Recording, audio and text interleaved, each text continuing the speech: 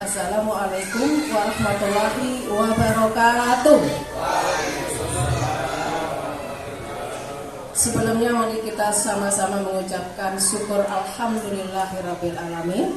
Pada kesempatan ini kita di sini semua dalam kondisi yang sehat walafiat.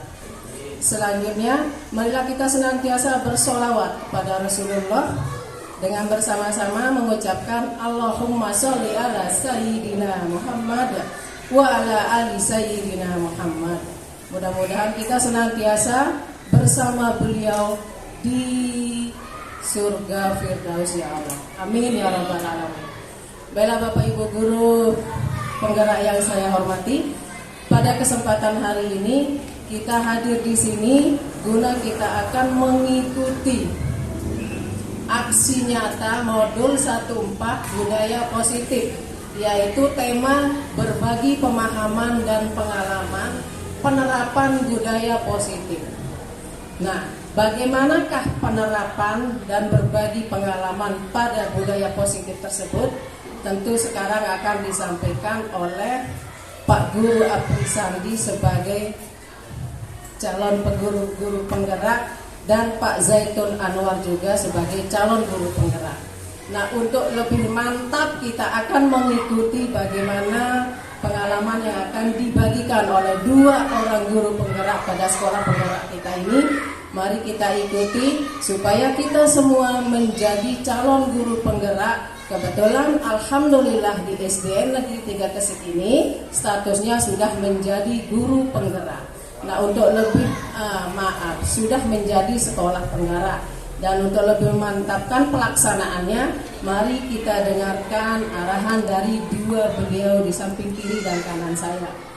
Baik Bapak Ibu guru, untuk lebih menyingkat waktu, marilah kita sama-sama buka acara aksi nyata budaya positif ini dengan bersama-sama melapaskan basmalah. Bismillahirrahmanirrahim. Selanjutnya mari kita senantiasa mendengarkan arahan yang akan disampaikan oleh Pak Guru Apri Sandi dan Pak Zaitun Anwar. Billahi taufiq wal hidayah. Assalamualaikum warahmatullahi wabarakatuh.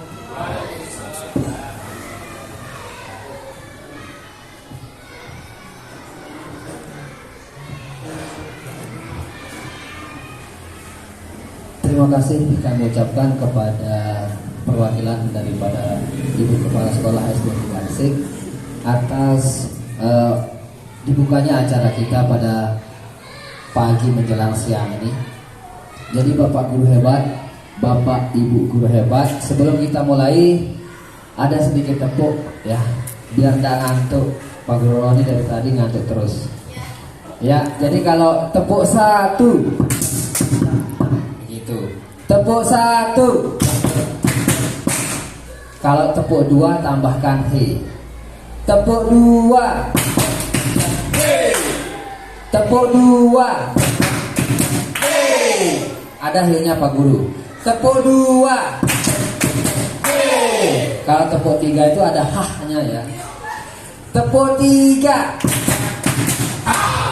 Tepuk tiga. Kalau tepuk 4, yeha, begitu.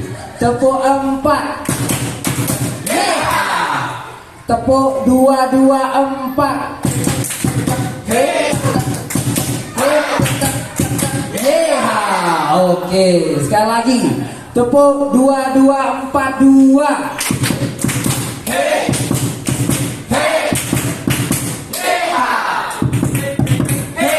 Oke, terima kasih Bapak Ibu Guru hebat. Jadi sebelumnya kami ingin memperkenalkan diri, bahkan kita sudah saling kenal, saling asih, saling asuh dan saling asah di sini. Artinya kami memiliki tugas sebagai calon guru penggerak, bahwasanya kami akan berbagi atas apa yang sudah kami dapatkan, bukan menggurui, bukan mengajari, cuman kita sama-sama untuk belajar di sini. Karena apa yang saya pelajari banyak sekali yang melenceng dari apa yang kami sudah laksanakan di kelas atau di sekolah D3 Kesik ini. Jadi di sini kami calon guru penggerak angkatan 7 SDN 3 Gresik, di samping saya Bapak saudara kita Zainul Anwar. Ya halo. Yang saya sendiri Pak Apri Sandi. Halo, salam kenal juga. Ya. Jadi di sini next. Jadi di sini kami akan tugas kami yaitu aksi nyata modul 1.4 tentang budaya positif, di mana di sini kami akan berbagi pemahaman dan pengalaman penerapan budaya positif. Next. Nah, mungkin ini konsep yang memang sudah umum kita sudah dengarkan, bahwa konsep dari Ki Hajar Dewantara itu adalah pendidikan merupakan tuntunan terhadap segala kekuatan kodrat yang dimiliki anak agar ia mampu mencapai keselamatan dan kebahagiaan yang setinggi-tingginya, baik sebagai seorang manusia maupun sebagai anggota masyarakat. Pengajaran merupakan proses pendidikan dalam berilmu atau berfaedah untuk kecakapan hidup anak secara lahir dan batin. Yang perlu kita garis bawahi di sini adalah ketika kita menjadi seorang pendidik, kita harus menekankan kepada keselamatan dan kebahagiaan anak yang setinggi-tingginya sesuai dengan kodrat masing-masing. Kita tidak bisa memaksakan si A harus begini, si B harus begini. Kita harus sesuaikan anak itu. Ibaratnya seperti tumbuhan. Kalau yang tumbuhnya kacang, kita pupuk dia pakai pupuk kacang. Kalau yang tomat tidak bisa kita merawatnya seperti kacang. Harus berbeda-beda. Karena itu sesuai kodrat yang diberikan oleh Allah Subhanahu wa taala. Maka kalau ada kelebihan pada seorang anak itu, maka itu yang akan kita kembangkan. Jangan kita menitik beratkan kepada kekurangan anak. Memang harus ada peningkatan kepada kekurangannya tersebut, namun kita akan kembangkan apa yang menjadi potensi pada diri anak tersebut. Next. Selanjutnya, nah ini semboyan dari kita masih bayi mungkin, dari senior kita Pak Haji mungkin sudah dari dulu bahwa semboyan pendidikan adalah semboyan Ki Hajar Dewantara itu adalah Ingarso Sing Tolodo, artinya di depan menjadi suri teladan, ing madya bangun karso, artinya di tengah memberikan semangat, tutwuri handayani, artinya di belakang memberi dorongan semangat. Dan ini adalah konsep dasar kita sebagai seorang pendidik, harus mampu menjalankan apa yang menjadi semboyan yang sudah dicetuskan oleh KHD tersebut. Lanjut. Nah, dalam pertemuan kita dalam aksi nyata pada hari ini, ada beberapa materi yang akan kita sampaikan. Ini singkat-singkat saja Bapak Ibu Guru, nyantai, tidak usah legar-legar ya.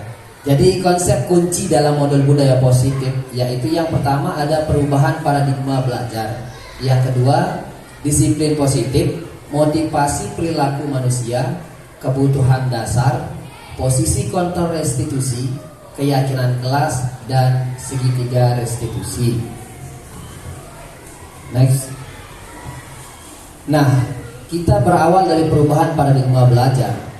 Pembelajaran dengan paradigma dirancang berdasarkan prinsip pembelajaran yang berdiferensiasi, sehingga siswa akan belajar sesuai dengan kebutuhan dari setiap tahap perkembangannya untuk mewujudkan profil pelajar Pancasila. Artinya siswa itu diberikan pembelajaran sesuai dengan kebutuhan dan kodratnya masing-masing. Seperti itu sebagaimana konsep dari KHD yang tadi. Selanjutnya nanti kita ada seksi pertanyaan, boleh Bapak Ibu nanya. Lanjut. Nah, hal utama yang kita tekankan di sini adalah disiplin positif, di mana disiplin positif merupakan pendekatan mendidik anak untuk melakukan kontrol diri dan pembentukan kepercayaan diri. Jadi di sini kami pribadi dan kita semua bahwasanya kita dituntut untuk membentuk disiplin positif pada peserta didik. Bagaimana caranya? Yang pertama adalah disiplin positif merupakan salah satu cara untuk menumbuhkan kesadaran dan karakter anak supaya tidak menerima segala sesuatu tanpa ancaman, sogokan maupun hukuman. Kadang-kadang anak itu disiplin nyapu karena dia pertama dia merasa takut kepada kita. Yang kedua kadang-kadang apa aja kita akan dipukuli, kita diberi hukuman karena kita mereka merasa terpaksa. Dalam budaya kita, kata disiplin seringkali dimaknai menjadi sesuatu yang dilakukan seseorang pada orang lain untuk mendapatkan kepatuhan. Kadang kita sering menghubungkan kata disiplin ini dengan ketidaknyamanan. Ketika kita disebutkan disiplinan, lebih cenderung kadang-kadang kita tidak nyaman sekali. Karena apa? Itu tidak tumbuh dari diri anak itu sendiri. Yang selanjutnya, sebagai peserta didik, tujuan utama kita adalah menciptakan peserta didik yang mempunyai disiplin diri yang tinggi, sehingga mereka bisa berperilaku sesuai dengan nilai-nilai kebajikan universal dan memiliki motivasi intrinsik secara mandiri. Ketika kita ingin mencapai disiplin positif ini, paling tidak kita menumbuhkan rasa motivasi dalam diri mereka sendiri tanpa adanya suatu paksaan. Jadi tujuan kita di sini sebagai seorang pendidik, bagaimana cara kita, PR kita itu bagaimana cara kita untuk memberikan motivasi secara intrinsik dari anak itu sendiri, agar mereka itu tidak merasa terpaksa untuk melakukan apa yang menjadi tugas dan kewajiban kita bersama di sekolah itu. Itu pun nanti tugas itu pun ada istilahnya keyakinan kelas, itu datang dari mereka sendiri, usulan mereka sendiri, nanti akan dibahas oleh Pak Guru Zaitun. Nah, intinya disiplin positif, hal utama adalah kita harus menumbuhkan yang namanya kesadaran secara mandiri dari diri mereka sendiri. Itu dia. Berarti kita harus berikan dia kepercayaan, bagaimana cara kita mengayominya, ya seperti itu motivasinya. Lanjut. Nah, untuk mencapai disiplin positif yang aman, yang baik, yang sesuai tujuan, hal utama atau ada beberapa kebutuhan dasar pada anak atau peserta didik yang harus kita perhatikan. Pertama, kita harus perhatikan bertahan hidup. Artinya latar belakang anak itu sendiri bagaimana. Jangan kita paksakan, karena nilai sosial kadang seseorang anak itu berbeda-beda. Ya. Oleh karena itu kita harus perhatikan itu bagaimana mereka bertahan hidup, bagaimana cara mereka bertahan hidup itu harus kita utamakan, kita perhatikan. Kemudian ada kebebasan. Nah, bagaimana kebebasan seorang anak itu ketika di sekolah ataupun di luar sekolah. Yang ketiga adalah kasih sayang dan rasa diterima. Anak atau siswa kita yang merasa disayang oleh gurunya, pasti mereka merasa dekat, mereka merasa nyaman. Mereka kadang-kadang tidak saking dekatnya kadang-kadang serasa berteman, kadang-kadang mengeluhnya di kita seperti itu. Nah, itu harus kita jaga, kita sebagai seorang pendidik. Yang keempat adalah penguasaan. Kita harus perhatikan penguasaan siswa itu di dalam kelas, baik dia dalam berkawan ataupun dalam pembelajaran. Itu yang harus kita perhatikan. Kadang-kadang seorang anak agak terintimidasi, kadang-kadang penguasaannya lebih leluasa kepada temannya, dan itu harus kita perhatikan. Untuk mencapai disiplin positif itu salah satunya seperti itu. Dan yang terakhir adalah kesenangan. Ketika anak itu mencapai titik kesenangan ini, insya Allah apa yang menjadi tujuan kita itu mudah akan kita dapatkan. Seperti itu. Selanjutnya, nah, terkait dengan motivasi perilaku manusia, di sini ada 3 tahapan. Yang pertama, menghindari ketidaknyamanan dan hukuman, mendapatkan imbalan dan penghargaan dari orang lain. Yang ketiga, menghargai nilai-nilai kebajikan diri sendiri. Nah, saya secara pribadi sudah mengalami ketiga-tiganya ini. Kenapa? Karena sebelum mengikuti guru penggerak ini, ketika kita memotivasi anak itu kadang-kadang kita tanpa memikirkan kenyamanan seseorang. Contohnya, peserta didik melakukan disiplin diri karena ia takut dihukum, dan ini merupakan contoh motivasi ekstrinsik. Seringkali ketika kita tidak ada sebagai seorang guru, pasti kelas itu tidak akan bersih. Kita posisi di mana sekarang? Apakah kita menghindari ketidaknyamanan dan hukuman siswa itu? Apakah kita merasa sukses akan hal yang sudah kita laksanakan terkait dengan disiplin positif ini? Kalau saya pribadi itu belum terlaksana. Cuman sekarang kita lagi proses pelaksanaan menuju ke arah yang lebih baik.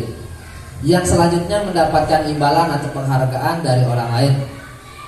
peserta didik melakukan disiplin diri karena ia mau mendapatkan imbalan penghargaan dari orang lain. Ini merupakan contoh motivasi ekstrinsik. Artinya ketika siswa itu melakukan sesuatu, kita nak kerjakan ini, kalian dapat hadiah 2 buah permen. Ternyata itu kurang baik.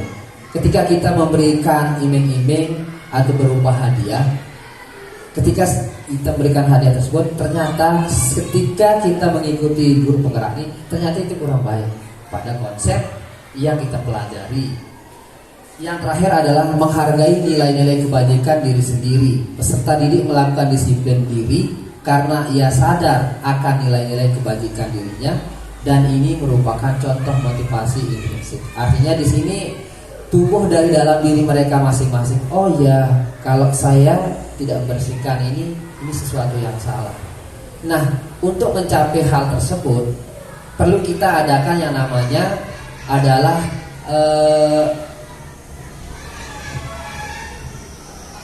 seperti aturan itu apa loh? Keyakinan kelas. Keyakinan kelas itu tumbuh dari mereka sendiri. Kita rembuk dengan anak-anak hal apa yang harus kita taati bersama, yang datangnya dari mereka sendiri. Itu namanya keyakinan kelas. Ketika mereka sepakati, insya Allah itu akan terlaksana. Saya coba seperti yang kemarin di kelas, itu salah satu yang mereka lakukan itu adalah ngabers katanya. Ngabers itu ngaji bareng. Itu usulan dari mereka sendiri, ngabers baru ngaji bareng. Dia coba untuk ringkas, singkat, untuk apa namanya? Keyakinan kelas itu mereka coba untuk rintis sendiri. Kita sebagai seorang pendidik tinggal membimbing saja apa yang menjadi kesepakatan mereka tanpa ikut campur secara berlebihan. Itu dia keyakinan kelas. Next. Kemudian konsep identitas disiplin gagal. Kita sebagai seorang pendidik dikatakan gagal apabila satu, masuk kepada identitas penghukum atau hukuman. Karena apa? Satu, siswa akan merasa tersakiti, tidak nyaman, peserta didik takut, memaksa, murid menyembunyikan kesalahan, murid menjadi rendah diri. Karena apa? Cara kita mendidik mereka itu yang kurang tepat. Bukannya salah, saya pribadi sudah melakukan seperti ini. Cuman ketika saya mengetahui ilmu daripada ini, insya Allah kita akan berbenah diri secara perlahan begitu. Karena itu merupakan kebiasaan dari secara turun-temurun dulu.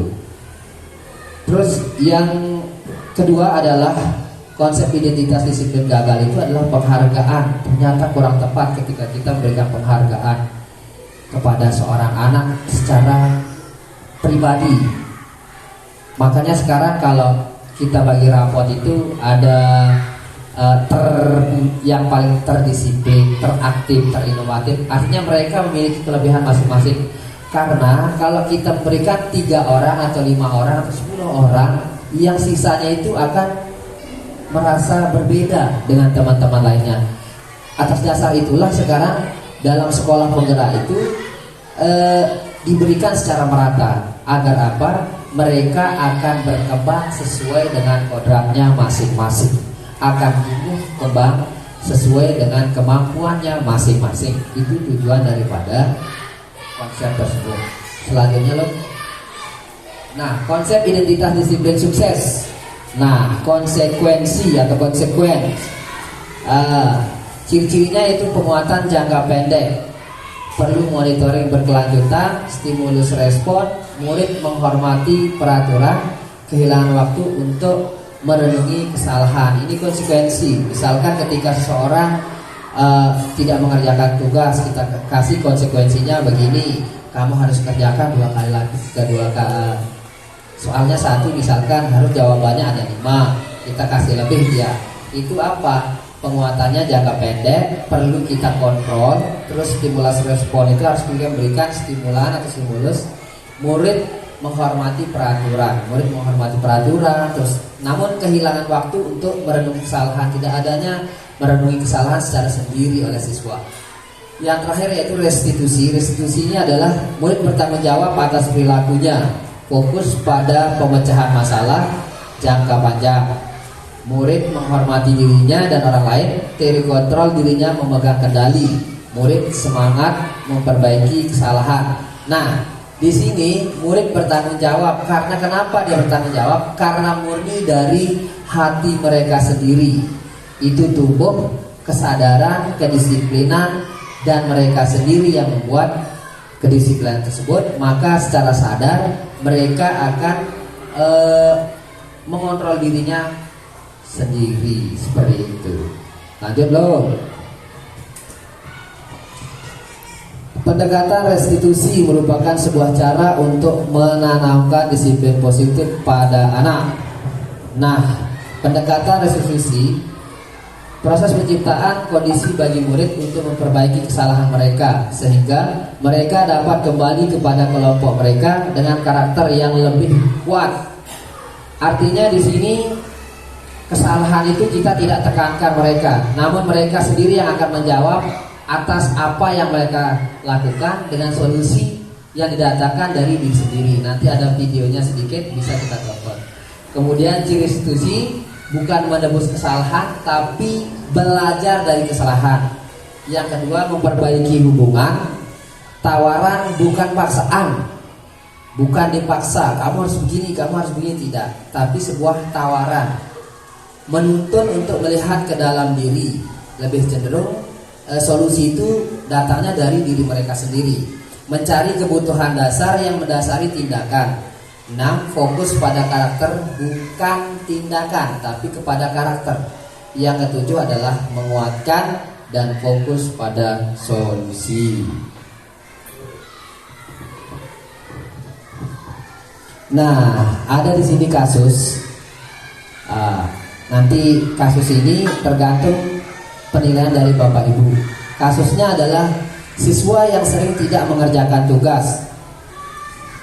Guru menghukum siswa tersebut dengan berdiri di depan kelas. Guru marah sehingga murid menjadi takut. Nah, mungkin ada daripada kita di sini, termasuk saya, pernah melakukan ini. Karena tujuan kita, mereka harus bisa, mereka harus bisa, harus bisa. Bagaimanapun caranya mereka harus bisa, tanpa kita memikirkan latar belakang anak itu seperti apa. Kita tidak bisa menumbuhkan padi itu dengan cara kacang. Tidak bisa, beda-beda. Atau tembakau yang kita tanam, tapi kita merawatnya dengan cara padi, perbanyak air dan sebagainya. Itu tidak nyambung. Artinya di sini mereka mempunyai kodrat masing-masing untuk kita kembangkan. Nah, jenis atau contoh penghukum itu adalah guru menghukum siswa tersebut dengan berdiri di depan kelas. Guru marah sehingga murid menjadi takut. Lah, ini guru killer yang dibilang. Tapi mungkin kita bahkan sering sekali kita marah. Yang kedua adalah yang ketiga, konsekuensi. Guru memberikan untuk mengerjakan tugasnya selama jam istirahat dengan konsekuensi tugas dikerjakan 2 kali lipat. Kalau dia misalkan kalau dia tidak mengerjakan PR, maka kita kasih dia PR tambahan. Yang tadinya PR-nya 1, kita kasih dia lagi PR 10. Itu merupakan konsekuensi. Apakah Bapak Ibu sudah melakukannya? Allahu a'lam, kita memiliki pengalaman pribadi masing-masing. Guru tegas dan siswa menghormati peraturannya. Guru tegas dan siswa menghormati peraturannya. Kita sering tegas. Enak. Mau tidak mau kamu harus kerjakan tugas ini dan harus selesai sampai bel keluar main. Guru tegas dan siswa menghormati peraturannya. Ya, memang ada baiknya. Namun masih ada kata tegas di situ. Yang terakhir adalah restitusi. Guru menanyakan keyakinan kelas untuk membantu siswa dalam menyelesaikan masalahnya. Ingat, keyakinan kelas itu adalah beda tipis dengan peraturan. Namun kalau keyakinan kelas itu datangnya dari mereka sendiri. Ketika mereka melakukan kesalahan, apa yang sudah kamu yakini kemarin? Oh, saya yakini adalah ketika saya mencubit pipinya Bu Ella itu salah, Pak Guru. Saya sadar. Oke, saya akan memohon maaf dan saya percaya saya tidak akan mengulangi lagi hal tersebut. Nah, itu jawaban yang datangnya dari diri mereka sendiri. Itu yang akan kita coba gali. Bukan kita, kamu salah, kamu tidak boleh mengulangi hal tersebut. Oke, itu bukan hal yang tepat. Yang kedua adalah guru terbuka dan siswa menghormati dirinya dan orang lain. Guru itu lebih terbuka dan siswa menghormati dirinya dan orang lain. Ketika kita sebagai seorang pendidik lebih terbuka, maka siswa pun merasa memiliki rasa percaya diri yang tinggi. Siswa menghormati dirinya dan orang lain. Ya, mungkin cuma itu dari saya. Selanjutnya nanti dilanjutkan oleh Pak Guru Zaitun. Ya, tepuk salut. Oke, ya terima kasih. Disilakan kepada Pak Guru Zaitun. Baik, bismillahirrahmanirrahim. Assalamualaikum warahmatullahi wabarakatuh. Alhamdulillahirrahmanirrahim. Allahumma sholli ala sayyidina Muhammad wa ala ali sayyidina Muhammad. Baik, tadi dari awal sudah dipaparkan bagaimana guru penggerak dulu ya. Guru penggerak, kemudian tadi pemikiran Ki Hajar Dewantara, dan berlanjut ke beberapa posisi tadi ya. Yang mana mungkin pertanyaan awal mungkin ya pada saat kita mendengar kata guru penggerak. Ini bahkan pengalaman kami seperti yang sudah disampaikan oleh Pak Guru Sandi. Ternyata setelah mengikuti program guru penggerak dari awal, kami disadarkan betul-betul bahwasanya memang menjadi seorang guru itu ternyata sulit. Tidak semudah yang biasanya kita gambarkan. Guru ternyata duduk kasih tugas selesai. Guru duduk kasih tugas selesai. Ternyata begitu kita masuk ke guru penggerak, itu jauh lebih sulit daripada sekedar konsep awal tadi. Bahwa menjadi guru ternyata harus betul-betul kita melayani anak dengan kebutuhannya masing-masing. Nah, ini yang menjadi tantangan buat kita selaku pendidik. Karena di konsep pemikiran KHD sendiri tadi lupa dijelaskan, sudah tidak ada kata menuntut lagi, tapi dirubah di sana konsepnya, bukan menuntut tapi menuntun. Ya, menuntut dirubah menjadi menuntun. Kalau menuntut tadi ya seperti yang sudah dicontohkan tadi, mungkin kita juga sering seperti itu. Anak harus bisa, kau harus bisa, kalau tidak pindah, kalau tidak pindah. Karena kita seperti itu ucapannya. Yang kita tidak sadar, ucapan itu menyakiti hati anak. Nah, itu yang membuat semangat mereka belajar itu semakin down. Insya Allah kita semua menyadari hal itu, dan mudah-mudahan kita bisa mengubah pemikiran seperti itu menjadi lebih baik pastinya. Karena ini harapan dari program guru penggerak pertama. Dan yang kedua, ini adalah harapan daripada pemerintah. Harapan kita juga bahwa kita ingin menjadi guru yang baik pastinya, yang memandang baik semua siswa kita. Jadi tidak ada siswa yang bodoh, tidak ada siswa yang malas dan sebagainya. Hanya mungkin kita yang belum mampu mencari cara, gimana cara memaknai anak-anak ini dengan masing-masing karakter mereka. Apakah sulit? Sulit, karena masing-masing anak punya karakter berbeda.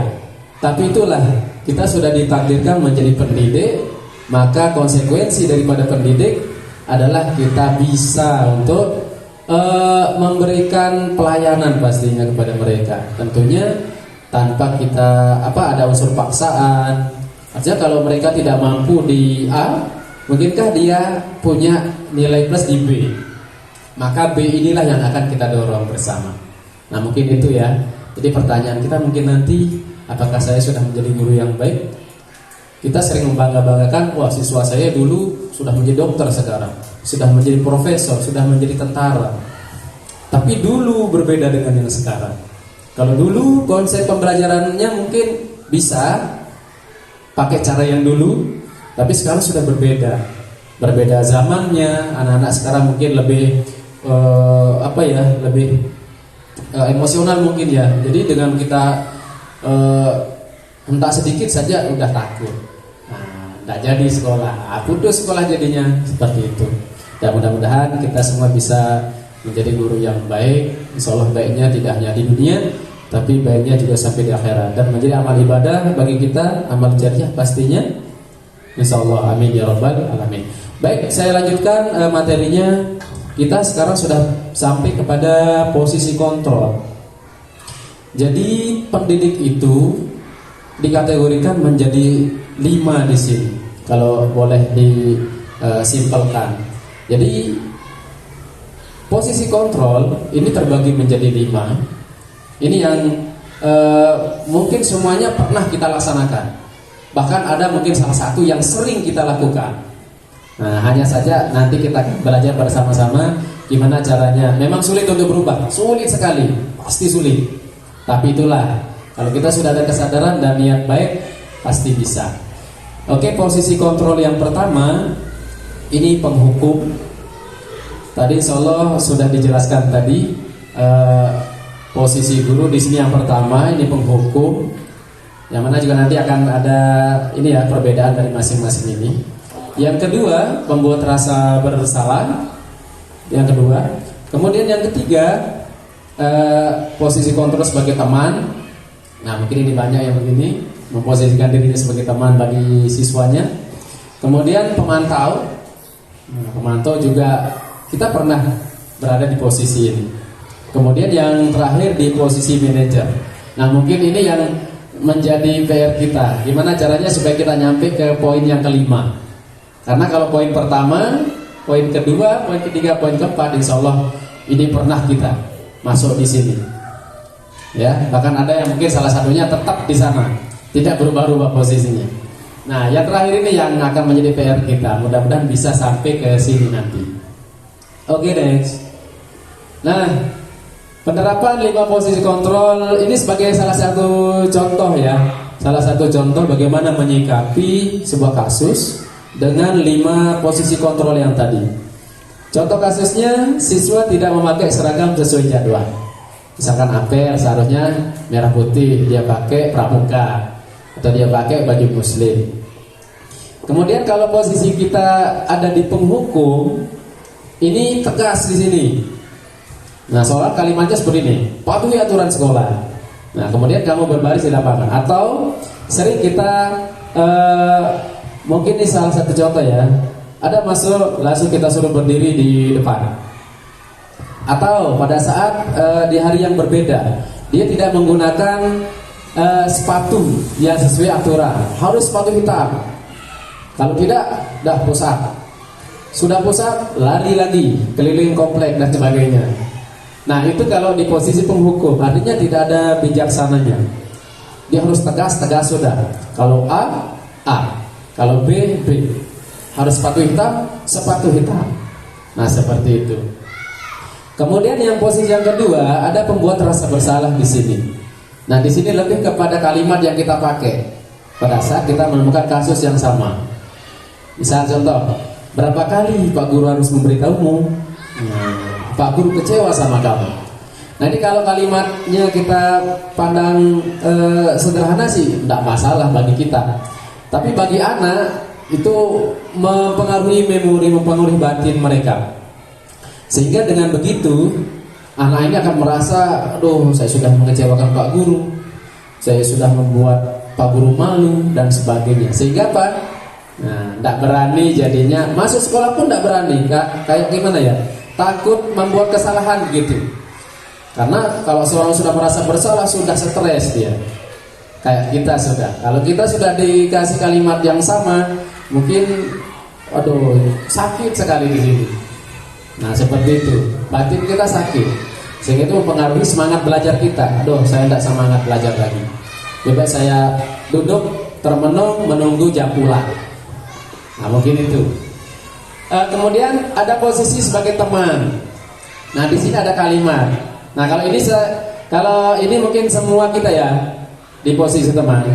Artinya kita membuka ruang bagi mereka anak-anak kita untuk lebih dekat lagi pada kita selaku gurunya.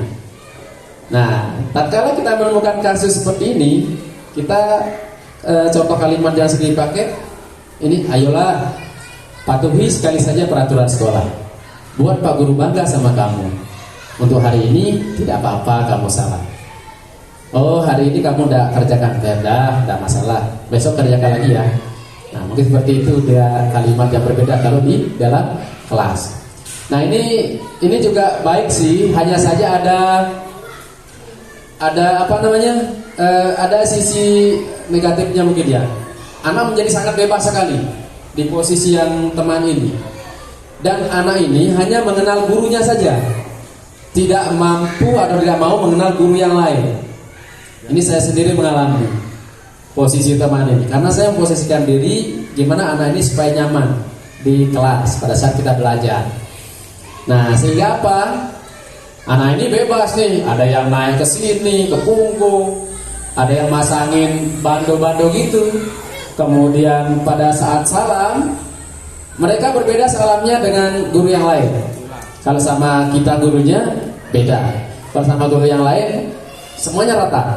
Kalau kita lebih spesial karena posisinya teman. Nah, karena kita selalu mengingatkan ini loh, begini loh, begini loh. Karena guru di sini memposisikan diri sebagai teman. Kemudian ada pemantau di sini. Nah, kalau pemantau ini sudah lebih ini ya. Ini mungkin kita juga pernah di sini posisinya. Apa contohnya? Kamu sudah salah memakai seragam. Apa peraturan dan konsekuensinya? Nah, di sini anak ditanya nih tentang mungkin aturan sekolah. Dan pada saat kita melanggar aturan sekolah, apa akibatnya, penyebabnya? Sehingga di sini anak otomatis akan mengingat, oh ini loh salah. Dan akibatnya pasti ada teguran atau mungkin apa begitu. Ini kalau posisi pemantau kita sebagai guru. Terakhir, sebagai manajer. Nah, jadi manajer ini tidak hanya kita kenal di perkantoran saja. Ternyata di sekolah juga ada istilah manajer. Mungkin kita pernah di sini, hanya saja kita belum tahu istilahnya. Kita belum tahu istilahnya manajer kalau di lingkup sekolah. Nah, apa itu? Nah, di sini ada kalimat yang dipakai. Apakah kamu tahu kesalahanmu? Kira-kira bagaimana kamu akan memperbaiki kesalahan ini? Nah, sebagai posisi manajer di sini, kita tidak seperti yang sudah disampaikan tadi. Ada masalah, kita tidak menawarkan solusi, tapi kita mengingatkan dengan pertanyaan semacam ini. Apa kamu tahu kesalahanmu? Nah, sehingga anak yang ditanya pun pasti akan menjawab, oh saya tahu Pak, saya tidak masuk atau saya menggunakan seragam yang berbeda. Nah, lanjut ke pertanyaan berikutnya, kira-kira bagaimana kamu akan memperbaiki kesalahan ini? Di sini guru sudah bijaksana sekali menjalankan tugas. Sudah tidak ada marahnya, sudah tidak ada posisi pembuat rasa bersalah ataupun posisi yang lain. Di sini sudah lebih bijaksana guru. Artinya kita bukan menawarkan ya, memberikan ini ya, kayak gini. Apa istilahnya?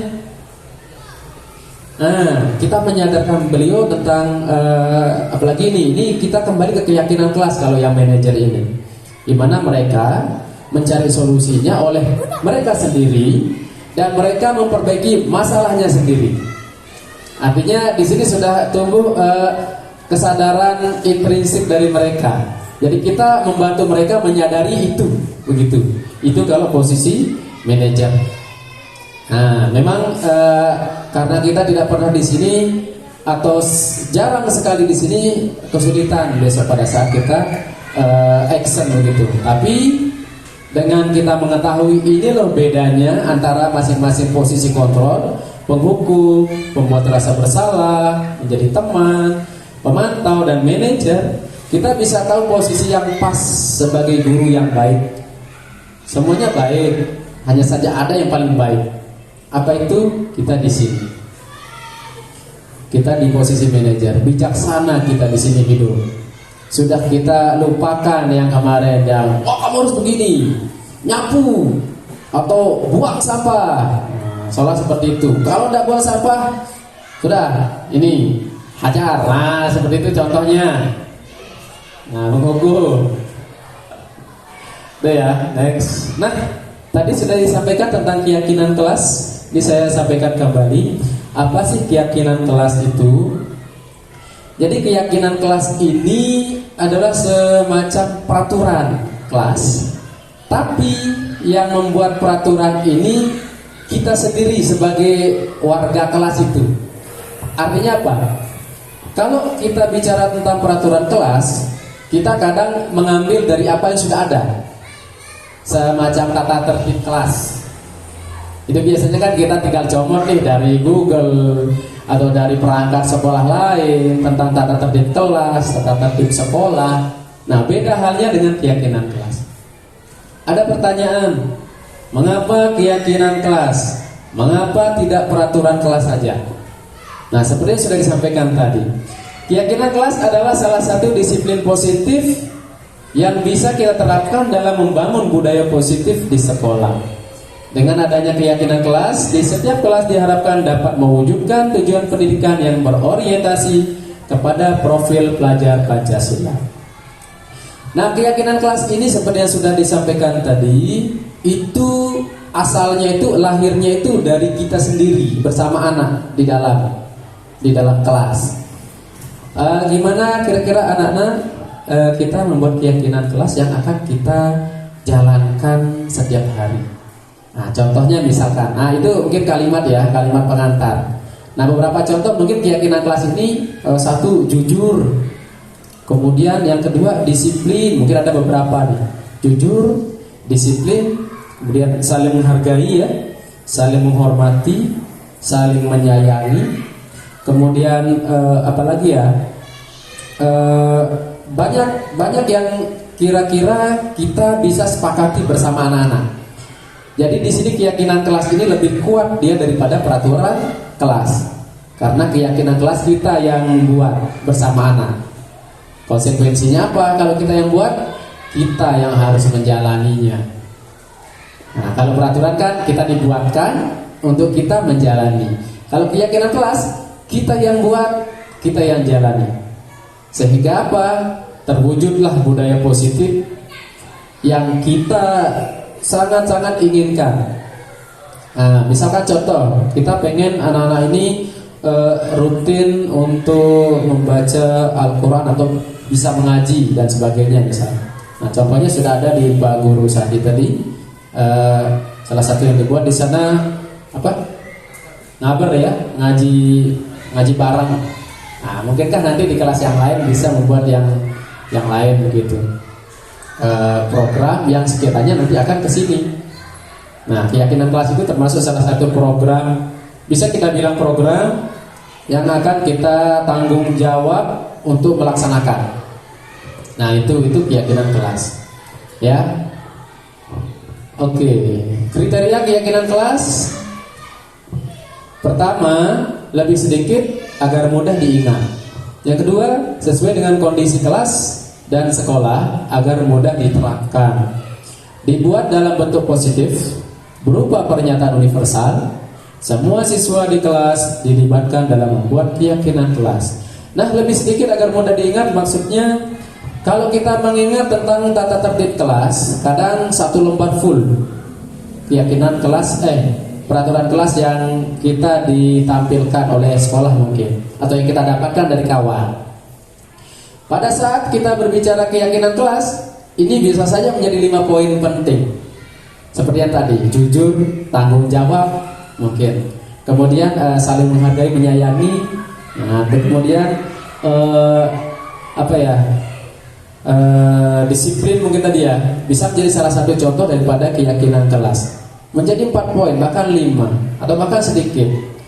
Intinya adalah keyakinan kelas ini walaupun sedikit, itu tanggung jawab melaksanakannya itu tinggi, sehingga itu lebih mudah kita mengarahkan anak-anak untuk mencapai budaya positif tadi yang memang kita inginkan. Anak-anak ini paling tidak rajin ibadahnya mungkin, atau orangnya jujur.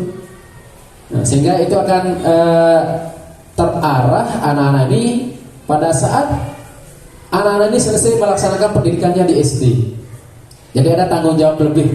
Nah, seperti yang sering saya ingatkan kepada anak-anak bahwa ilmu itu nomor 100.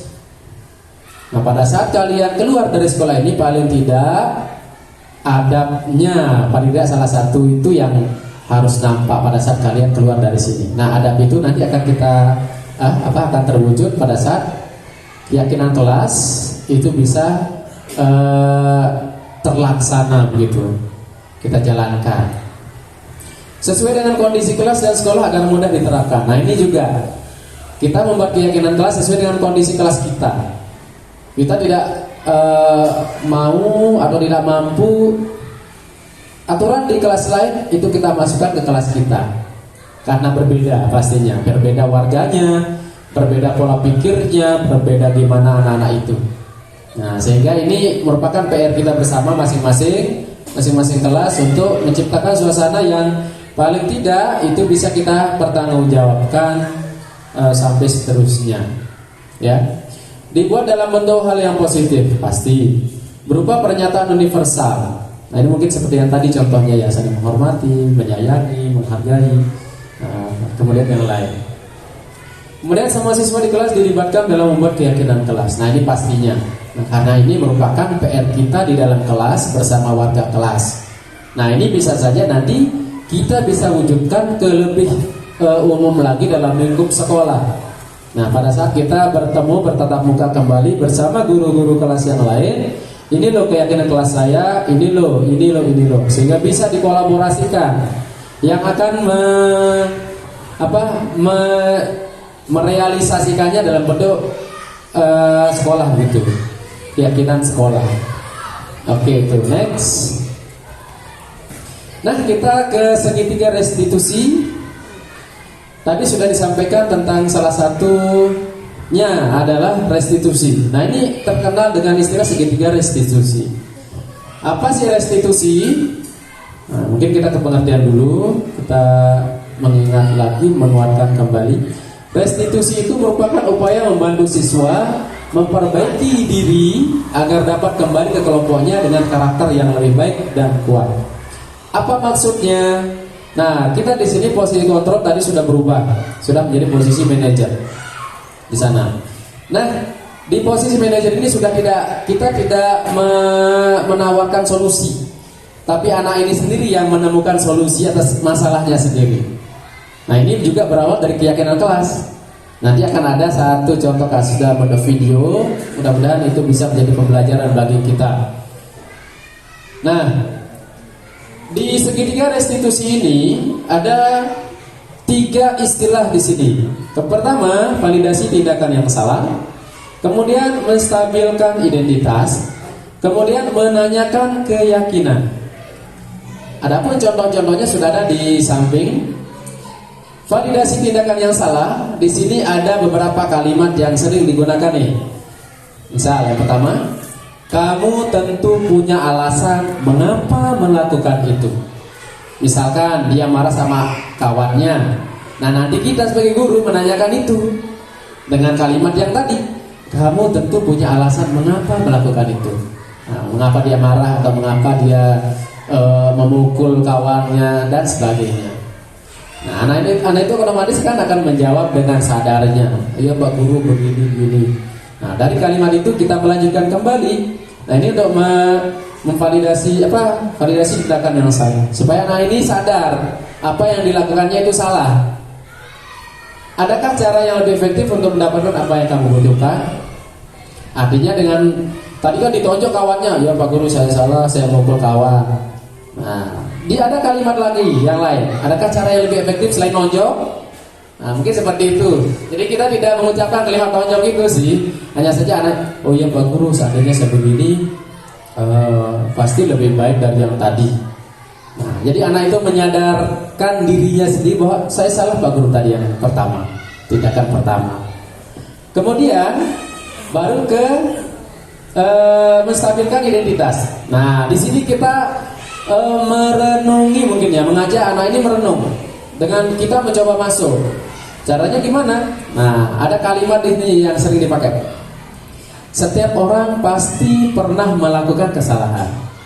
Nah, Pak Guru juga pernah dulu melakukan kesalahan. Nah, mungkin seperti itu. Jadi anak ini sadar, tidak membawa api lagi, sudah adem dengan mendengar kalimat indah dari gurunya. Jadi kalau posisinya seperti sebelum ke sini, oh kamu salah, kamu harus begini, kalau tidak, dah keluar dari sekolah, pindah sekolah dan sebagainya. Nah itu yang kurang efektif ternyata setelah kita mengetahui ini. Kemudian yang kedua, ini masih menstabilkan identitas. Kamu bukan satu-satunya yang pernah melakukan ini. Nah ini kalimat ini mengademkan suasana, itu menstabilkan identitas. Tadi identitasnya pemarah, menjadi lebih tenang ya, lebih tenang, lebih adem. Kemudian kita lanjut dan menanyakan keyakinan. Nah ini yang terakhir nih. Nah, ini diingatkan lagi anaknya, nilai apa yang telah kita sepakati. Nah ini berdasarkan keyakinan kelas tadi. Atau diingatkan anak ini, kan di kelas kita sudah membuat keyakinan kelas nih. Salah satunya memberi maaf, misal salah satunya memberi maaf. Nah itu anak itu diingatkan lagi untuk memperkuat karakternya. Oh ya Pak Guru, ternyata saya lupa salah satu keyakinan kelas yang kita sepakati, di mana memberi maaf kepada kawan, kepada sesama misalkan. Kamu ingin menjadi orang yang seperti apa? Nah ini kalimat yang berikutnya. Ini kalimat sangat efektif sekali untuk anak menyadarkan diri mereka untuk mencari solusi mereka sendiri. Oh ya Pak Guru, kalau begitu saya akan menjadi orang yang lebih baik dan saya akan meminta maaf kepada kawanku tadi. Dan aku berjanji Pak Guru, aku akan melakukannya. Soal seperti itulah kalimat yang akan muncul di anak. Nah maka segitiga restitusi ini bisa kita katakan sudah sukses dijalankan atau berhasil. Dan kita posisi kontrolnya itu sudah berubah. Mungkin tadi di posisi pertama penghukum, atau pembuat rasa bersalah, atau teman, atau apa tadi ya? Yang keempat itu lupa saya. Dan terakhir tadi posisi manajer ya, posisi manajer. Nah pada saat kita sudah berhasil itu berarti posisi kita sudah di posisi manajer. Apakah sulit? Sulit. Apakah tidak bisa? Bisa. Asalkan ada niat tulus, niat baik dari dalam diri kita. Yuk mumpung masih ada waktu, terutama kita yang masih muda-muda, guru yang pasti berkarya, guru yang pasti mau bergerak menjadi lebih baik. Nih, negara mengharapkan kita untuk menjadi lebih baik di lingkup sekolah kita. Nah, kaitannya dengan itu semua, tadi di keyakinan kelas kalau tidak salah ya, untuk mengawali memang budaya positif ini kita ke budaya positif ya. Untuk mengawali budaya positif ini memang yang mengawali itu bukan siswa, tapi kita sendiri selaku guru. Karena di sini kita memberikan tuntunan kepada anak. Contoh kecil, mungkin pada saat kita berbicara tentang sampah atau kebersihan kelas atau kebersihan sekolah. Nah mungkin di sini kalau kita secara tegas itu anak masih aduh Pak Guru. Besoknya hari ini kita tegas, besoknya anak ini menghilang. Nah tunggu dulu Pak Gurunya. Pak Guru kira-kira datang enggak hari ini? Nah kalau Pak Gurunya tegas penghukum misalkan, pasti anak ini senang. Yes, Pak Guru tidak masuk. Alhamdulillah. Nah, diganti dengan Pak Guru Guna yang tidak pernah marah, misalkan seperti itu. Ya, nah itu kan kalau sudah seperti itu anak-anak kita ada pertanyaan, ada masalah berarti di sana. Nah, jadi pada saat kita mengawali oleh kita sendiri, pengurus apa nak? Misalnya seperti itu, pasti anak ini nggak akan menggubris karena sudah buat apa? Toh juga Pak Guru tidak pernah. Nah, soalnya seperti itu. Nah, kita mencoba masuk ke dunia mereka, mendahului pertanyaan yang tadi. Caranya gimana? Kita yang pungut sampahnya. Otomatis Tima jantin selaput. Walaupun tidak semua anak ikut, paling tidak ada beberapa yang akan ikut dan memperhatikan kita. Pak Guru lagi bersih-bersih, yuk kita bantu. Yuk, Pak Guru apa dibutuhkan? Sampah, bak sampah atau penyapu dan sebagainya. Pasti kita ditanya. Nah, dari sanalah kita masuk. Artinya apa? Yang mengawali adalah kita sendiri, supaya budaya positif ini itu dapat terwujud.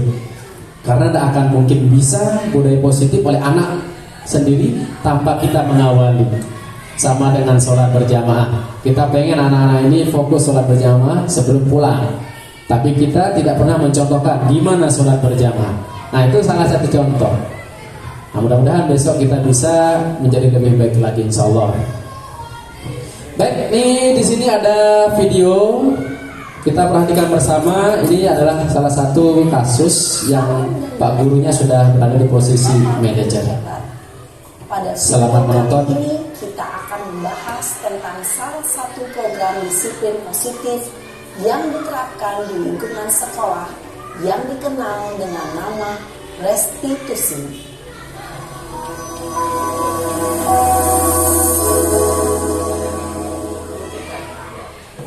Restitusi dikembangkan oleh pakar pendidikan Diane Goshen, berlandaskan pada teori kontrol Dr. William Glasser. Segitiga restitusi adalah suatu proses dialog yang dijalankan oleh guru atau orang tua agar dapat menghasilkan murid yang mandiri dan bertanggung jawab.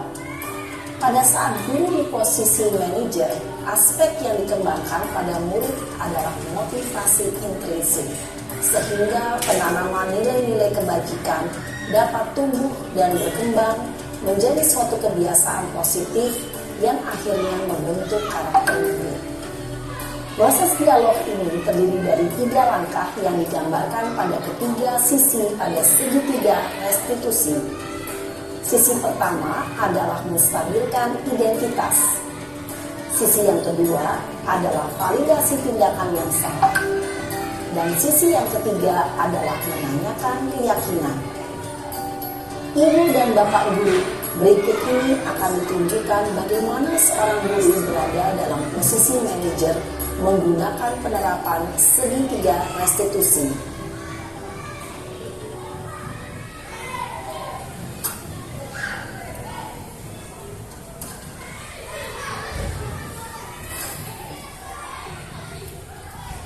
Siang Sarah. Siap, Pak. Sudah lama gak ketemu Sarah. Kenapa hari ini ada di sini? Kesel, Pak. Kesel banget. Masa aku dikatain tukang fitnah, Pak? Ya aku marah lah. Aku balik ngatain Eka di depan kelas. Kesel banget. Oh begitu. Ya pasti kamu marah dan kesal. Bapak juga akan marah apabila ada yang menuduh Bapak seperti itu. Kemudian pada saat itu kamu mau melakukan apa? Ya saya langsung ngatain Eka lah, Pak. Kesel banget. Saya bentak-bentak dia depan teman-teman lain. Oh begitu. Pasti kamu melakukan seperti itu karena suatu alasan tertentu, bukan? Iyalah, masa saya diam saja, Pak? Ya saya bela diri lah. Masa saya dituduh tukang fitnah? Ya wajar lah. Mempertahankan harga diri itu sesuatu yang penting buat kamu. Untung kamu tidak bertindak lebih gegabah lagi, hanya membentak-bentak. Iya, Pak. Untung saya masih bersabar dan hanya membentak saja. Sudah gemes padahal. Saya pasti bela diri lah. Ya pasti ya. Tapi kamu memilih untuk tetap bertahan dan bersabar. Kamu memilih untuk tidak berbuat lebih parah lagi, kan? Iya. Nah, sekarang coba kita lihat lagi tindakan kamu yang bentak-bentak Eka di kelas. Tindakan kamu itu kira-kira sesuai dengan keyakinan kelas atau prinsip kamu tidak? Enggak lah, Pak. Capek, Pak, jadi pemarah. Jadi keyakinan atau prinsip mana yang kurang sesuai dengan keinginan kamu? Ya, saya sebenarnya sangat menghargai orang lain. Mungkin saat itu saya menjadi emosi, jadi tidak menunjukkan sikap itu. Kamu meyakini tidak? Menghargai orang lain itu penting buat kamu. Yakinlah, Pak. Iya, setuju. Kita harus saling menghargai. Namun, ada juga keyakinan yang kita sepakati yang perlu kita jalankan apabila kita sedang marah, bukan? Ya, saya bisa lebih proaktif, mulai dengan diri sendiri. Saya bisa jadi lebih bersabar, mengambil waktu jeda untuk berpikir mau apa selanjutnya. Kira-kira kamu bersedia memperbaiki masalah ini tidak? Bersedia, Pak. Kalau kamu memperbaiki masalah ini, kamu akan menjadi orang seperti apa? Saya akan menjadi orang yang bertanggung jawab kali ya Pak. Dan senantiasa proaktif. Iya, menurut kamu bagaimana rasanya menjadi orang seperti itu? Ya nyaman lah, bangga bisa bersabar dan menahan diri. Baiklah kalau begitu. Yuk kita pikirkan bagaimana memperbaiki masalah ini.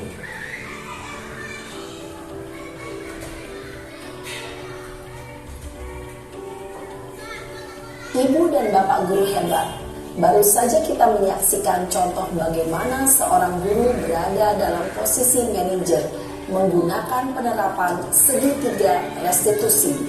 Mari kita bahas satu persatu. Pada sisi pertama, menstabilkan identitas berdasarkan pada prinsip bahwa membuat kesalahan adalah bagian dari proses pembelajaran. Sisi pertama dari segitiga ini berperan menggeser identitas murid dari identitas gagal ke identitas sukses. Murid yang sedang bertingkah laku yang tidak pantas atau menarik diri saat itu sedang mengalami identitas gagal. Bila kita mengkritiknya, maka posisinya tidak akan berubah. Kita bisa mengajukan pernyataan-pernyataan ini. 1. Membuat kesalahan sesuatu yang wajar. 2. Manusia tidak ada yang sempurna. 3. Kita bisa memperbaiki masalah ini. 4. Saya tidak menanyakan kesalahannya. Saya lebih fokus bagaimana memperbaiki masalah ini. 5. Apakah saat ini kamu tengah menjadi orang yang baik untuk dirimu sendiri? Pada sisi kedua, validasi tindakan yang salah berlandaskan pada prinsip bahwa setiap perilaku berupaya memenuhi suatu kebutuhan tertentu. Guru yang telah memahami teori kontrol akan bergeser dari pemikiran stimulus respon menjadi proaktif dan mencoba untuk mengenali tujuan dari perilaku murid, mengenali dan mengakui kebutuhan murid ini dapat memperbaiki hubungan dengan murid tersebut. Pernyataan atau pertanyaan bisa disampaikan dengan nada suara tidak menghakimi atau memojokkan, sehingga dapat mengembalikan murid pada posisi positif. 1. Kamu bisa saja bertindak lebih gegabah lagi dari ini. 2. Kamu bukan melakukannya tanpa suatu alasan tertentu. 3. Kamu melakukannya karena mempertahankan sesuatu yang penting bagimu. 4. Mungkin kamu bisa mempelajari suatu perilaku baru yang lebih efektif. Bersediakah kamu mempelajarinya? Selanjutnya, kita akan simak sisi terakhir, yaitu menanyakan keyakinan. Teori kontrol menyatakan bahwa pada dasarnya kita termotivasi secara intrinsik. Pada saat perilaku yang salah telah divalidasi dan identitas sukses telah stabil, maka murid telah siap mengaitkan keyakinan-keyakinannya dengan tindakannya yang salah, dan pemikirannya telah bergeser ingin menjadi orang yang dituju. Pertanyaan-pertanyaan ini dapat mengaitkan keyakinan-keyakinan yang dianut murid. 1. Sebagai keluarga atau kelas, apa yang kita yakini? 2. Nilai-nilai apa yang telah kita sepakati? 3. Seperti apa gambaran sebuah kelas yang ideal bagi kamu? 4.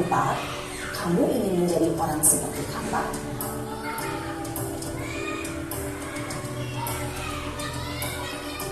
Dalam menerapkan segitiga restitusi, perlu diperhatikan beberapa hal, yaitu 1. Perilaku yang salah perlu dikaitkan dengan nilai-nilai atau keyakinan-keyakinan yang telah disepakati atau dituju. 2. Kesediaan orang yang melakukan kesalahan untuk memperbaiki masalah. 3. Pemecahan masalah sebisa mungkin relevan atau memiliki hubungan dengan masalah yang ada. 4. Usaha. Perlu adanya suatu usaha perbaikan dari pihak yang berbuat kesalahan. 5. Waktu. Perlu didedikasikan waktu dari pihak yang berbuat kesalahan. Tanyakan kapan akan mulai dilakukan usaha untuk memperbaiki masalah. Ya, tadi sudah kita sama-sama perhatikan juga bagaimana salah satu contoh penerapan segitiga restitusi kaitannya dengan penyelesaian masalah. Jadi yang sudah disampaikan tadi bahwasanya anak itu yang mencari solusi atas masalah mereka sendiri dan anak itu yang memperbaikinya. Jadi guru tidak menyodorkan solusi kembali, tapi anak ini sendiri yang menemukannya. Nah, ini pun berdasarkan daripada keyakinan kelas yang sudah dibentuk tadi. Nah itu, jadi kalau tadi dicontoh sih enak ya kalau didengar bahasanya karena sekolahnya lanjutan. Tapi apakah di SD bisa? Bisa. Terus gimana caranya? Bisa disesuaikan. Artinya kalimat-kalimat yang tadi bisa juga kita terapkan, mungkin lebih disederhanakan kalimat yang dipakai. Nah, tujuannya tetap anak ini yang menemukan jalan keluar daripada masalahnya sendiri, dan anak ini yang menyadari kesalahannya sendiri dan untuk diperbaiki oleh dia sendiri. Intinya itu di sini.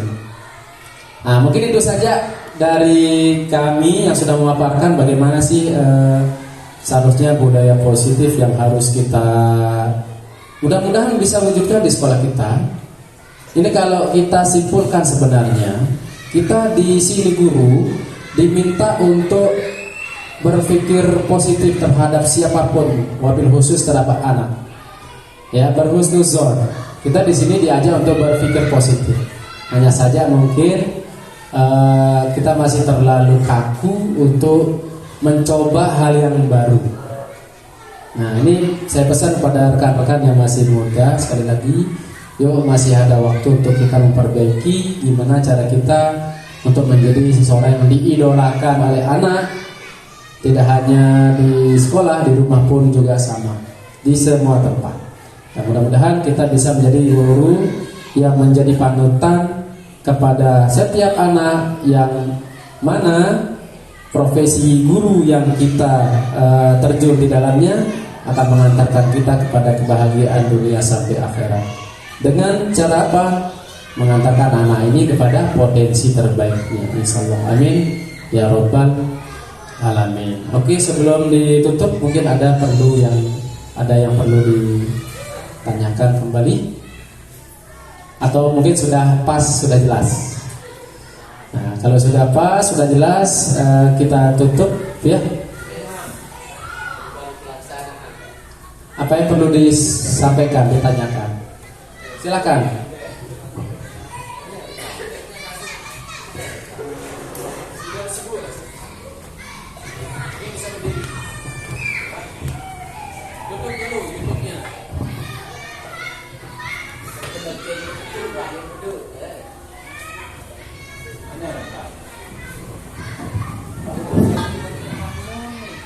Bismillahirrahmanirrahim. Assalamualaikum warahmatullahi wabarakatuh. Terima kasih atas kesempatan yang diberikan kepada kami untuk menanyakan sesuatu yang belum kami pahami. Di sini masalah kontrol restitusi. Ketika posisi kontrol kita pada posisi teman, biasanya seringkali posisi ini tidak begitu efektif ketika kita berada pada posisi penghukum. Biasanya kita agak disepelekan begitu karena posisi teman tapi penghukum gitu. Nah, bagaimana manajemen posisi teman ini supaya ketika sebagai posisi penghukum menjadi supaya efektif gitu. Seperti itu. Ini saja, terima kasih. Assalamualaikum warahmatullahi wabarakatuh. Waalaikumsalam warahmatullahi wabarakatuh. Pertanyaan menarik. Beliau kaitannya dengan kolaborasi dua kontrol, penghukum sama posisi teman. Ada yang lain mungkin? Sudah? Oke, izin untuk menjawab. Baik, bismillahirrahmanirrahim. Nah, jadi di sini tadi kita sudah ditampilkan bagaimana 5 posisi kontrol ini kita diperkenalkan. Diperkenalkan untuk diapain begitu? Apakah kita harus memilih salah satunya atau kita beranjak dari posisi satu ke posisi yang lebih baik? Itu pertanyaan. Nah, pertanyaan yang tadi berdasarkan temuannya Pak Guru Agama, gimana kita mengkolaborasikan antara posisi teman dengan posisi penghukum yang mana tidak melukai mereka sebagai teman kita, soalnya seperti itu, ya. Nah, yang perlu diingat bahwa menjadi seorang guru kita harus berani berangkat dari hal yang kurang, itu yang harus diingat. Jadi bukan masalah mengkolaborasikan kalau di sini. Untuk menjawab yang tadi, bagaimana cara mengkolaborasikan? Mungkin nanti bisa dipahami oleh Pak Guru setelah saya jawab, ya. Nanti akan menemukan sendiri jawabannya seperti apa. Dari posisi yang pertama, penghukum. Kemudian yang kedua, pembuat rasa bersalah. Yang ketiga, sebagai teman. Ada sisi positif, ada sisi negatif pasti daripada masing-masing posisi kontrol ini. Nah, yang perlu kita pahami bahwa menjadi guru ini berangkat dari pemikiran KHD. Guru sudah tidak menuntut lagi, tapi menuntun. Nah, ini yang harus kita ingat. Menuntut pasti identik dengan hukuman, walaupun kita sebagai teman. Paham mungkin ya? Paham? Menuntut itu pasti ada hukuman yang nampak di sana, walaupun kita posisinya sebagai teman. Tapi sebagai guru yang menuntun, di sini posisi itu sudah tidak berlaku lagi di sana, Pak Guru. Sudah tidak ada penghukumnya, sudah tidak ada pembuat rasa bersalah, tapi kita langsung meloncat ke yang posisi manajer tadi, menuntun. Itu yang harus kita pahami. Kata menuntun. Menuntun ini kita mengajak anak ini menyadari kesalahan mereka sendiri. Apakah itu tentang aturan sekolah, apakah itu tentang aturan di kelas mungkin. Jadi kita tidak langsung menghukum begitu saja. Kita sudah terlepas dari itu, Pak Guru. Apalagi mengkolaborasikan. Nah, artinya kita sudah tidak berbicara tentang posisi yang di bawah. Kita sudah menuju ke posisi yang terakhir tadi, posisi manajer. Karena kita diajak di sini untuk bijaksana bersikap, bijaksana berpikir, sehingga anak yang kita tuntun setiap hari itu akan berubah karakter intrinsiknya, itu semakin baiklah dia. Nah, mungkin itu disambung. Oke, ada tambahan? Ya, terima kasih sedikit Pak Guroni. Jadi di sini penerapan 5 posisi kontrol restitusi ini merupakan sebuah tingkatan daripada memiliki yang namanya tingkatan itu, ada yang bawah, kedua, ketiga, dan seterusnya. Berdasarkan urutan tersebut, maka ketika posisi guru itu sebagai kontrol yang kemana, maka itu semakin tinggi kelas seorang pendidik itu. Artinya kebijaksanaan akan terlihat di situ. Nah, ketika kita mengatakan kita kolaborasikan selama dia kepada penghukum, kalau di sini itu masih di tahap yang paling bawah dia di penghukum itu. Kita memiliki target ini. Target kita itu paling tidak kita sebagai seorang manajer. Karena apa? Dari segi kalimat untuk mengetahui apa yang menjadi permasalahan itu, yang paling bijaksana dan hasilnya memiliki hasil yang baik dan paling baik adalah seorang pendidik yang posisinya sebagai seorang manajer. Jadi target kita di sini adalah sebagai seorang manajer. Walaupun pada awalnya kami pun penghukum sudah kita laksanakan, membuat rasa bersalah juga pernah kita laksanakan. Cuma di sini kita berproses untuk mencapai manajer. Seperti itu dia. Ini dia mempunyai tingkatan. Kalau dikolaborasikan mungkin kurang pas kalau seperti itu. Terima kasih Pak Guroni ya. Oke. Makanya kembali ke semboyan itu, guru itu ditiru dan digugu. Betul sekali. Seperti yang dikatakan Pak Guru itu untuk digugu dan ditiru. Nah sekarang pertanyaannya, apa yang anak-anak ini akan tiru dari kita? Nah itu pertanyaannya. Betul sekali. Nah berarti di sini seperti yang sudah disampaikan di awal, itu berawal dari niatan. Pertama, itu yang harus kita rubah, bahwa kita ini gugu yang sosoknya akan digugu dan ditiru. Kalau kita sebagai seseorang yang pemarah mungkin dan sebagainya, anak ini pasti akan ikut. Dan seterusnya dan seterusnya. Dan ini pun berlaku tidak hanya di sekolah, tapi berlaku di rumah juga. Nah, oke, mungkin itu saja penyampaian pemaparan dari kami selaku calon guru penggerak. Mudah-mudahan ada manfaatnya buat kita semua fid dunya wal akhirah. Dan mudah-mudahan bagi kawan-kawan yang masih belum tergabung dalam program guru penggerak, mudah-mudahan Allah luluskan dan bisa mengikuti jejak orang-orang hebat di atas kami, insyaallah. Amin ya rabbal alamin. Untuk menutupnya, mari kita tutup dengan sama-sama membaca hamdalah.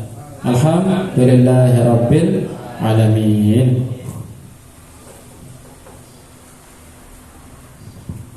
Oke, sebelum kita akhiri untuk yang kesekian kalinya, kita minta Pak Guru Agama untuk mendoakan kita semua supaya menjadi orang-orang yang hebat.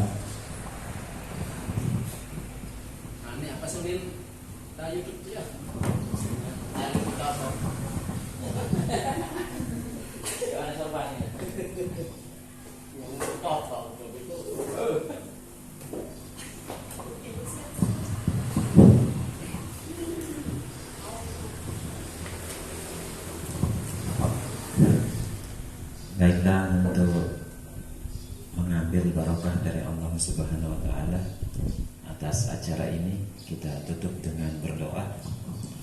Bismillahirrahmanirrahim. Alhamdulillahirabbil alamin. Allahumma shalli wa sallim wa barik ala sayyidina wa maulana Muhammadin miftahi babi rahmatillah.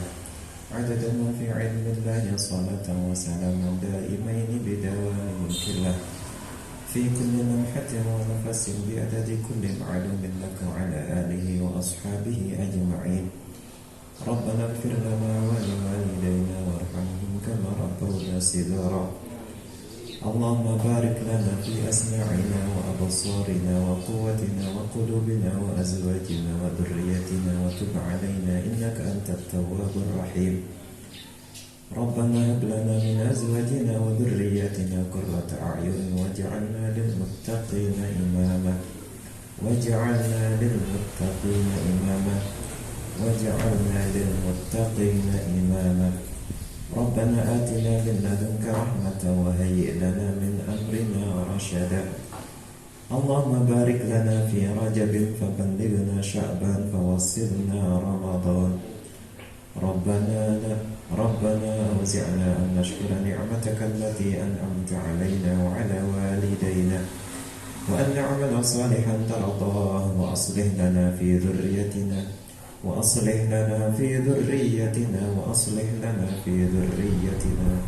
وادخلنا برحمتك في عبادك الصالحين.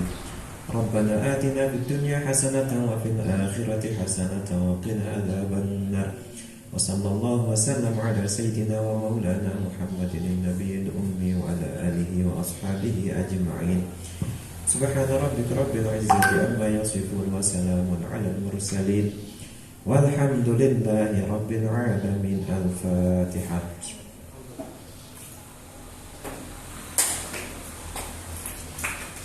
Kita berdoa bersama.